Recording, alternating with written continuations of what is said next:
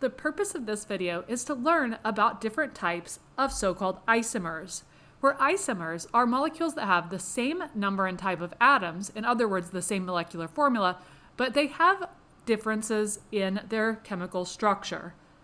Isomers are an important concept in the field of drug discovery, sugar chemistry, and a variety of other disciplines. And that's why, in order to understand biochemistry, we need an understanding of the concept of isomers. One example of a molecule that exists as multiple isomers is this compound called thalidomide. In the bottom panel here, we see the line angle formula for this compound. In the top panel, we see a cartoony illustration of balls and sticks where the balls represent the different atoms, color-coded by particular type of atom, and the so-called sticks are the bonds that connect those atoms together. Thalidomide is a really interesting example of how different isomers can have very, very different biological effects. Thalidomide was originally marketed as a morning sickness treatment and sleep aid for pregnant women. Unfortunately, thalidomide was sold not just as one isomer, but instead as a mixture of multiple isomers.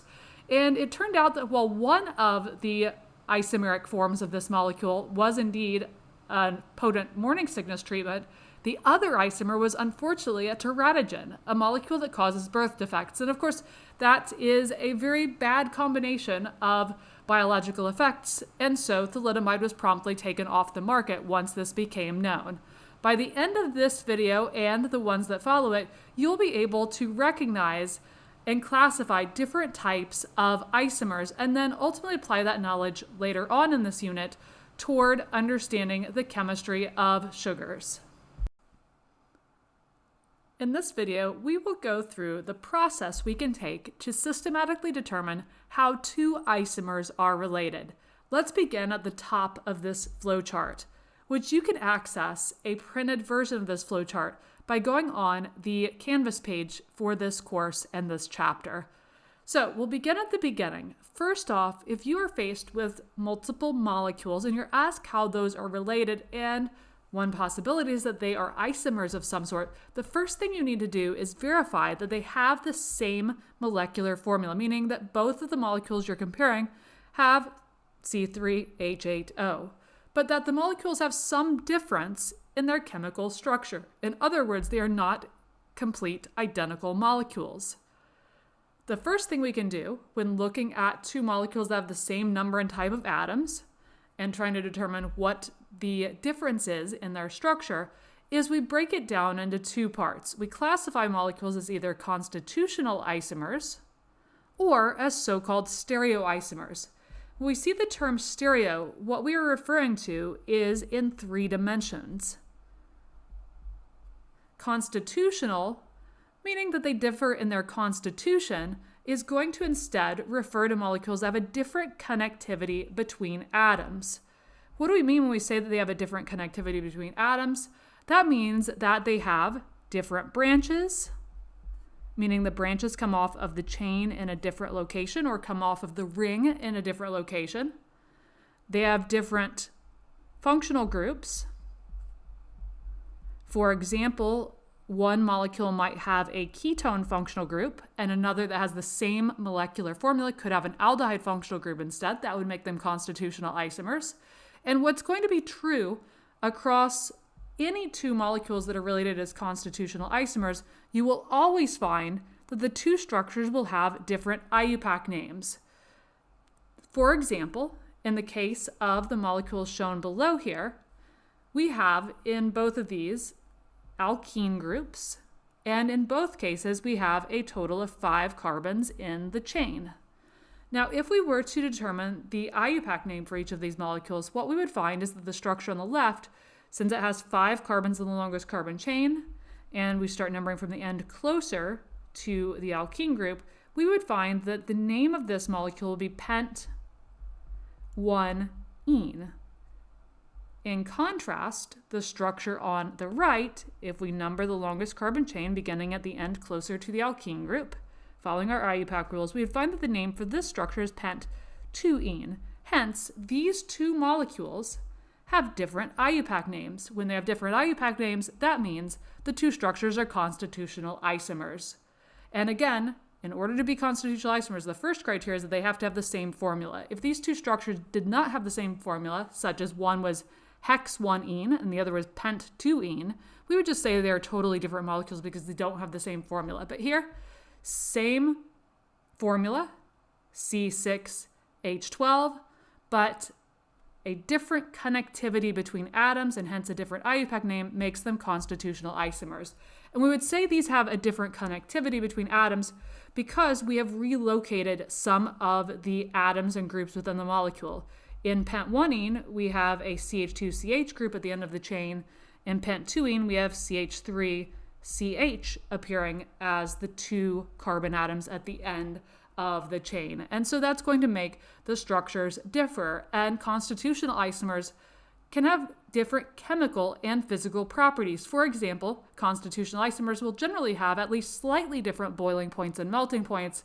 And very, very frequently, constitutional isomers will have very different biological properties, meaning ways that they affect the body as drug molecules or nutrients. So it's important to be able to recognize if two structures are related as so-called constitutional isomers. The other type of isomer, which we focus on over here on the right, is the so-called stereoisomer, where we mentioned before that stereo refers to 3D. In the case of stereoisomers have to absolutely have the same connections between atoms, meaning they would have the same IUPAC name with the exception of terms that designate the three-dimensional shape of the molecule. So they have the same IUPAC name, except for some special designators we'll learn later that allow us to describe the three-dimensional shape of the molecule. Stereoisomers will have a different three-dimensional shape, and that's what we will be looking for when we determine that two molecules are related as so-called stereoisomers. They have to differ in how the atoms are oriented in three-dimensional space. For example, in one molecule, a methyl branch could be oriented toward you, pointing out of the page, facing you. In the other, perhaps the methyl group is pointed away from you, oriented into the page. And that would reflect a difference in three-dimensional shape, and hence the two molecules would be related as stereoisomers. But there's more, because we can break stereoisomers into two different categories.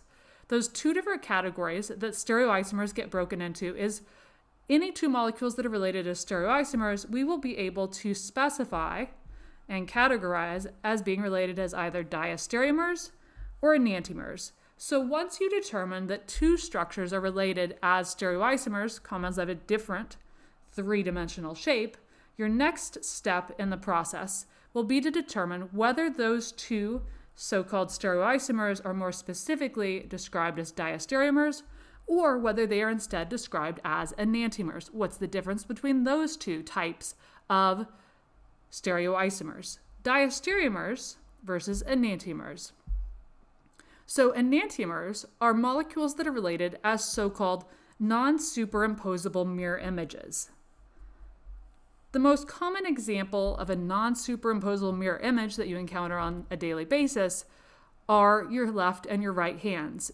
Your left and right hands are symmetrical to one another. They are identical, except that they are mirror images of one another. And they are not totally superposable, meaning if you stack one of your hands on top of the other or lay it side by side, you will never be able to superpose all of your respective fingers to totally align with the other hand. They are non-superimposable mirror images. On the other hand, diastereomers are stereoisomers that are not enantiomers. So it's everything that is not a non-superimposable mirror image. In the case of diastereomers versus enantiomers, the most common type of diastereomer that we have encountered so far and that we will encounter in this particular course are molecules that are related as cis versus trans. We learned about cis versus trans in the case of the alkene chapter, which I review down here, where cis versus trans refers to the orientation of the carbon-carbon double bond at locations where coming away from the carbon-carbon double bond, we have the possibility of going up versus down to make this zigzag, like I have here, called trans, or alternatively the so-called bowl shape, which is where relative to the carbon-carbon double bond, at this carbon on the left, the bond goes up. At this carbon on the right, the bond also points upward from that carbon atom, meaning they're on the same face of the molecule and it's shaped much like a bowl. So we would describe cis and trans stereoisomers would always be described as being diastereomers of one another. Enantiomers, on the other hand, are going to be molecules that are mirror images. Cis and trans are not mirror images of one another. But what would represent a mirror image is down here at the bottom, we have a carbon atom in the center here, right here. This is a carbon atom, and this is a carbon atom here at that intersection of the lines. Keeping in mind that this is a line angle formula, it's right there where I've highlighted in green in the center of each of these. That intersection of lines represents a carbon atom.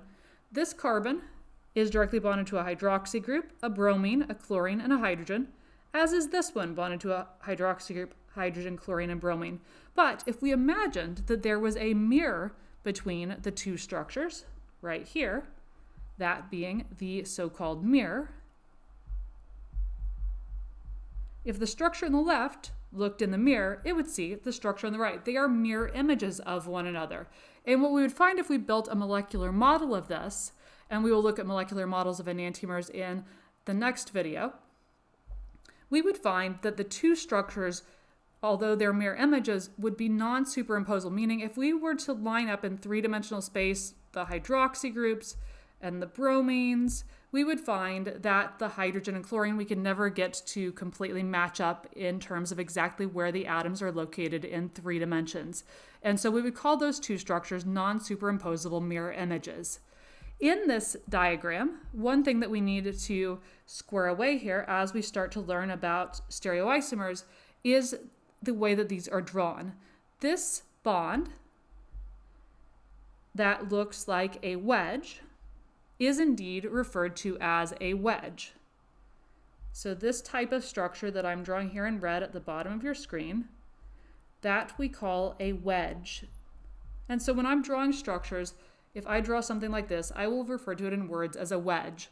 A wedge points toward you, meaning that the wedge is aimed out of the page, facing toward you. The opposite of a wedge is a so-called dash. The dash is what goes to the hydrogen atom here, and the dash is shown as a dashed line, and the dash refers to a bond that points away from you. And then finally, the remaining 2 bonds in this molecule, going to the hydroxy group and the bromine, those are called lines because they are just lines that are drawn on the page, and those are in the plane of the page. So they don't point toward you or away from you. They are just there, lined up, laying there in the page. And so when we are thinking about the 3-dimensional shape of molecules, it's important to recognize what each of these parts and pieces mean. That the wedge points out of the page facing you, the dash points into the page away from you, and the lines are there laying flat in the plane of the page. And in the case of a carbon that has 4 groups bonded to it, or a tetrahedral carbon, as we learned when we were talking about preferred shapes around carbon atoms, it will always be the case that this carbon will have this type of arrangement around it to give the 109.5 degree bond angle that these prefer. But it comes in 2 different varieties, the one on the left and the one on the right, where those are related as mirror images of one another. For molecules to have a non-superimposable mirror image or an enantiomer, a few things have to be present as a prerequisite. Specifically, enantiomers are only possible for molecules with at least 1 chiral center. Chiral center is a new word for us, and chiral center refers to a carbon with 4 different groups bonded to it. So it's a carbon with 4 different groups. And if a carbon has 4 different groups bonded to it, then what's generally going to be the case for our purposes is that that particular molecule will have a non-superimposable mirror image that is possible and hence it would have an enantiomer that's possible. And an example of a so-called chiral center carbon that's 4 different groups bonded to it is each of these carbon atoms down here in our enantiomeric pair at the bottom of the screen here represents a carbon with 4 different groups bonded to it, because in the case of the carbon right here where my laser pointer is, we have an OH group, a bromine, a chlorine, and a hydrogen. So it's 4 different groups bonded to that same carbon atom. Hence, we would refer to that carbon atom as a chiral center. Molecules that have 1 or more chiral centers will have an enantiomer. They will have a non-superimposable mirror image. And what will be the case is if a molecule has multiple chiral centers, multiple points where there is a tetrahedral carbon with 4 different groups bonded to it, then every single one of those will be opposite if the 2 molecules are enantiomers. And we refer to the different so-called 3-dimensional orientations of these carbon atoms as R versus S as our way of describing the 3-dimensional shape around those carbons. We will get in a future video into the terminology of how we assign a particular carbon atom as an R carbon versus an S carbon.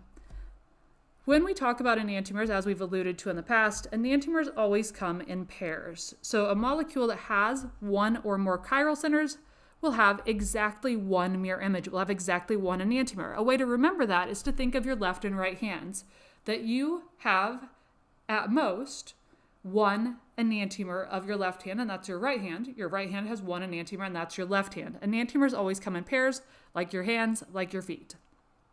So in the next videos, we will discuss in more detail how to recognize molecules are related as enantiomers, how to assign the so-called configuration of the chiral center, the carbon that's 4 different groups bonded to it, using so-called RS notation, and we'll look at some of the biological impacts of molecules that are related as enantiomers, such as, if we think back to the intro material for this video where we discussed thalidomide briefly, thalidomide exists as 2 so-called enantiomers, and those 2 enantiomers are what give the very, very different biological effects, where one of the enantiomers is the morning sickness treatment, and the other enantiomer is the agent that causes birth defects. And so this phenomenon of 2 molecules being related as non-superimposable mirror images, you might look at and initially say, well, they don't look all that different. But in fact, when they interact with biological targets, they have very, very different biological impacts, and we will cover why that's the case in the upcoming segments.